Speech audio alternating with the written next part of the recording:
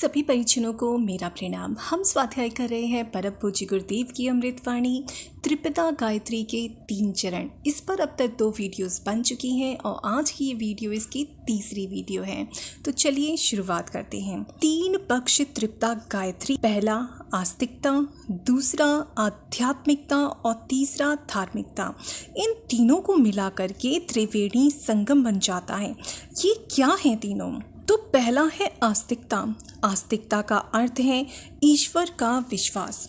भजन पूजन तो कई आदमी कर लेते हैं, पर ईश्वर विश्वास का अर्थ यह है कि सर्वत्र जो भगवान समाया हुआ है उसके संबंध में यह दृष्टि रखें कि उसका न्याय का पक्ष, कर्म फल देने वाला पक्ष इतना समर्थ है कि उसका कोई बीच बचाव नहीं हो सकता। भगवान सर्वव्यापी है, सर्वत्र है, सबको देखता है। अगर यह विश्वास हमारे भीतर हो तो हमारे लिए पाप कर्म करना संभव नहीं होगा। हम हर जगह भगवान को देखेंगे और समझेंगे कि उसकी न्याय निष्पक्षता हमेशा अक्षुण्ण रही है। उससे हम अपने आप का बचाव नहीं कर सकते। इसलिए आस्तिक का, ईश्वर विश्वासी का पहला क्रियाकलाप यह होना चाहिए कि हमको कर्म फल मिलेगा। इसलिए हम भगवान से डरें। जो भगवान से डरता है उसको संसार में और किसी से डरने की जरूरत नहीं होती। आस्तिकता चरित्र निष्ठा और समाज निष्ठा का मूल है। आदमी इतना धूर्त है कि वह सरकार को झुठला सकता है, कानूनों को झुठला सकता है, लेकिन अगर ईश्वर का विश्वास अंतःकरण में जमा हुआ है तो वह बराबर ध्यान रखेगा। हाथी के ऊपर अंकुश जैसे लगा रहता है, आस्तिकता का अंकुश हर आदमी को ईमानदार बनने के लिए, अच्छा बनने के लिए प्रेरणा करता है, प्रकाश देता है। ईश्वर की उपासना का अर्थ, जैसा ईश्वर महान है वैसे ही महान बनने के लिए हम कोशिश करें।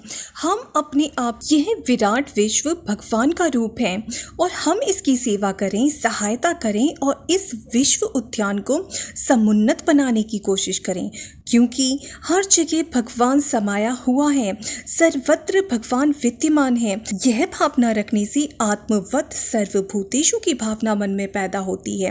गंगा जिस तरीके से अपना समर्पण करने के लिए समुद्र की ओर चल पड़ती है, आस्तिक व्यक्ति, ईश्वर का विश्वासी व्यक्ति भी अपने आप को भगवान में समर्पित करने के लिए चल पड़ता है।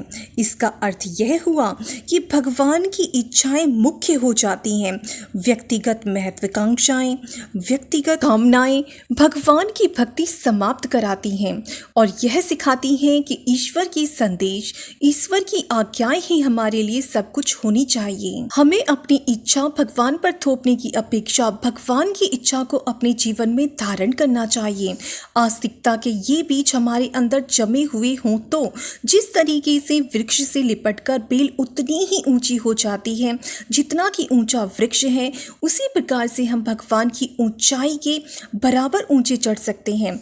जिस तरीके से पतंग अपनी डोरी बच्चे के हाथ में थमाकर आसमान में ऊंचे उड़ने चली जाती है, जिस तरीके से कठपुतली के धागे बाजीगर के हाथ में बंधे रहने से कठपुतली अच्छे से अच्छा नाच तमाशा दिखाती है, उसी तरीके से ईश्वर का विश्वास, ईश्वर की आस्था अगर हम स्वीकार करें, हृदयंगम करें और अपने जीवन की दिशा धाराएं भगवान के हाथ में सौंप दें, अर्थात भगवान के निर्देशों को ही अपनी आकांक्षा मान लें, तो हमारा उच्च स्तरीय जीवन बन सकता है और हम इस लोक में शांति और परलोक में सद्गति प्राप्त करने की अधिकारी बन सकते हैं। तीसरा है आस्तिकता। आस्तिकता गायत्री मंत्र की शिक्षा का पहला वाला चरण है। इसका दूसरा वाला चरण है आध्यात्मिकता।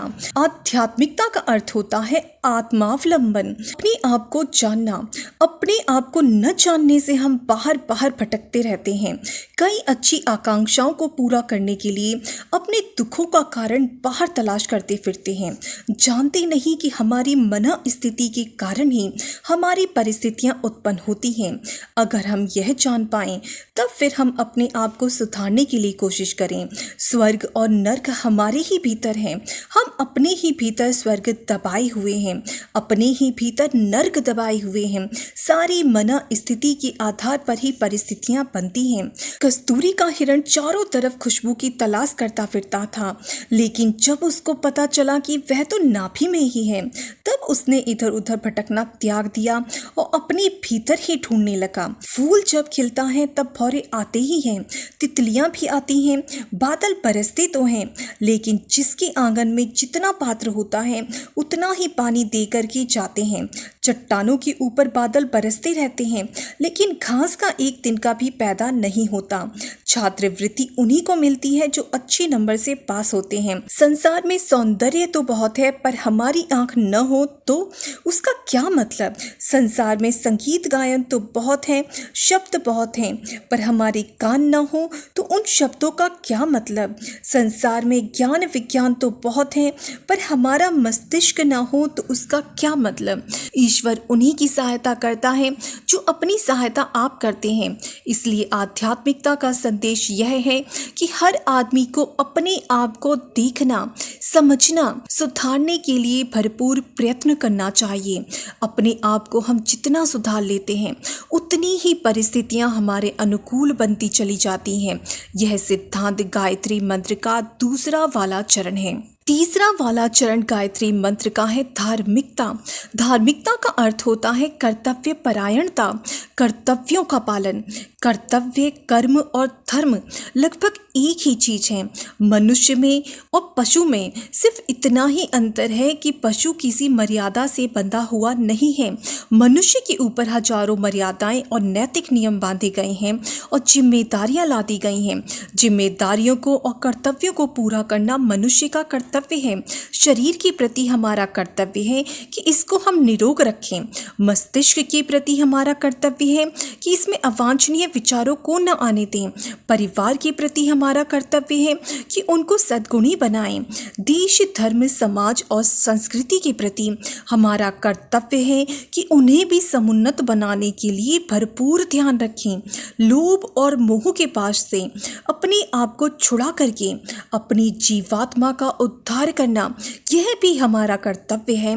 और भगवान ने जिस काम के लिए हमको इस संसार में भेजा है, जिस काम के लिए मनुष्य योनि में जन्म दिया है, उस काम को पूरा करना भी हमारा कर्तव्य है। इन सारे के सारे कर्तव्यों को अगर हम ठीक तरीके से पूरा न कर सकें तो हम धार्मिक कैसे कहला सकेंगे।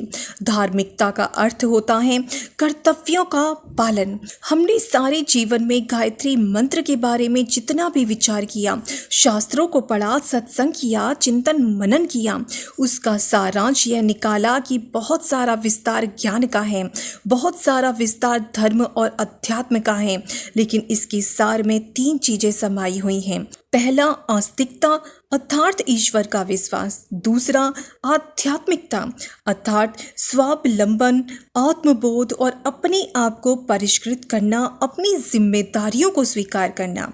और तीसरा, धार्मिकता अर्थात कर्तव्य परायणता।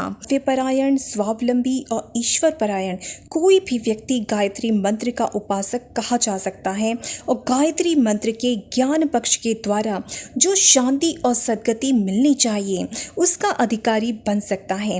हमारे जीवन के यही निष्कर्ष हैं। विज्ञान पक्ष में 3 धाराएं और ज्ञान पक्ष में 3 धाराएं, इनको जो कोई प्राप्त कर सकता हो गायत्री मंत्र की कृपा से निहाल बन सकता है और ऊंची से ऊंची स्थिति प्राप्त करके इसी लोक में स्वर्ग और मुक्ति का अधिकारी बन सकता है। ऐसा हमारा अनुभव, ऐसा हमारा विचार और ऐसा हमारा विश्वास है। ओम शांति। तो ये था त्रिपिता गायत्री के 3 चरण का अंतिम भाग। इसमें परम पूज्य गुरुदेव ने बताया कि आस्तिकता, आध्यात्मिकता और धार्मिकता का आखिर अर्थ क्या होता है। तो इन्हीं शब्दों के साथ आज मैं अपनी वाणी को विराम देती हूँ और आशा करती हूँ कि मेरे सारे ही भाई और बहन स्वस्थ व प्रसन्न होंगे। सभी को प्रणाम। जय गुरुदेव, जय श्री राम।